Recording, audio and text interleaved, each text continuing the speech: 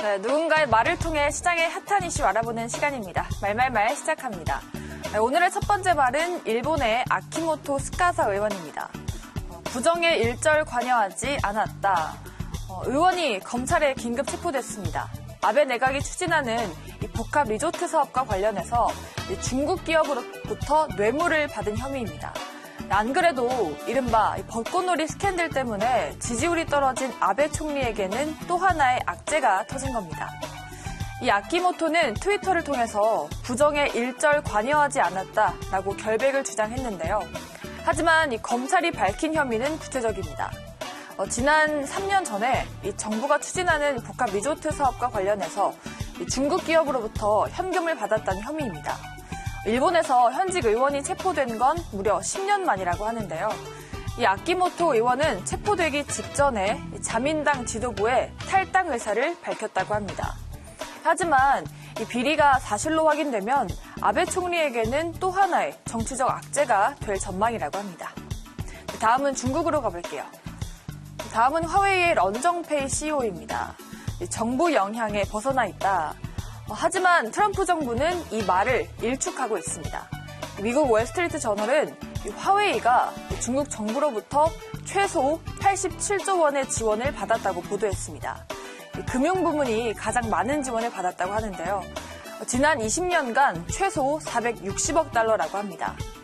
중국 정부의 기술 부문 인센티브도 10년간 250억 달러에 달했습니다.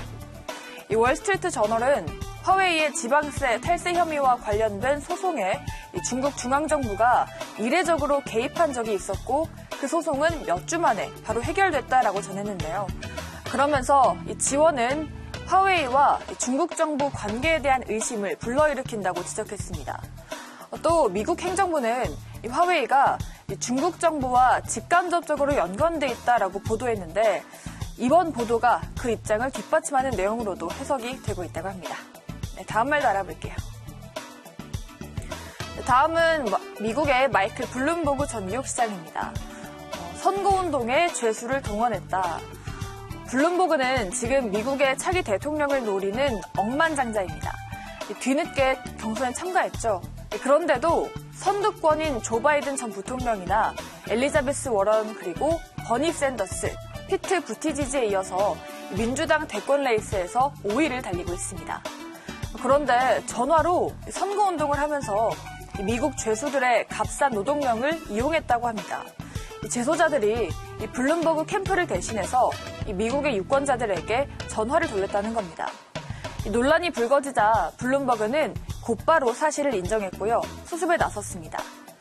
이런 사실을 처음엔 몰랐다가 취재기자의 전화를 받고 처음 알게 됐다라고 해명했는데요. 또 성명을 냈습니다. 우리 거래자의 하도급 업체가 이런 일을 했다는 사실을 알게 됐다.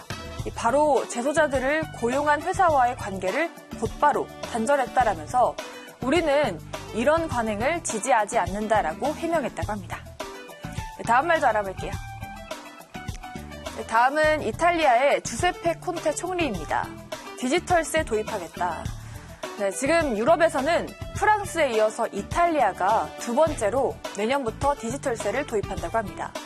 이 디지털세는 구글이나 아마존 그리고 페이스북처럼 인터넷을 기반으로 하는 기업에 물리는 세금입니다. 그런데 대상이 되는 기업들이 대체로 이 미국 기업들이라서 마찰이 전망되고 있습니다. 미국은 이 프랑스가 도입한 디지털세를 이 미국 기업들에 대한 차별로 보고 최근에는 보복에 나서고 있습니다. 구체적으로는 샴페인과 와인 그리고 이 치즈 같은 프랑스산 수입품에 대해서 최고 100%의 추가 관세를 물리는 방안을 추진하고 있는데요. 그런데 이 납부 대상에 서비스뿐만 아니라 이 제조비 포함될 가능성이 커지고 있습니다.